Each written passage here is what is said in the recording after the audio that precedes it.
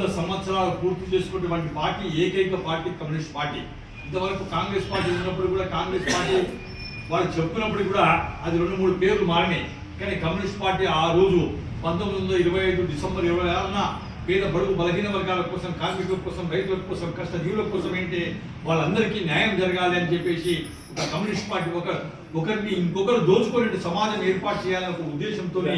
communist party భారతదేశంలో 1925 December 26న ఈరోజు మన వాళ్ళు ఒక 5-6 మన పూర్వ నాయకులు ఎంఎన్ రాయ్ గారు, ఎస్ఏ డాంగే గారు, ముజఫర్ అహ్మద్ గారు, ముఫ్తార్ అహ్మద్ గారు, అదేవిధంగా అభానీ ముఖర్జీ గారు, ఈటీ రాయ్ గారు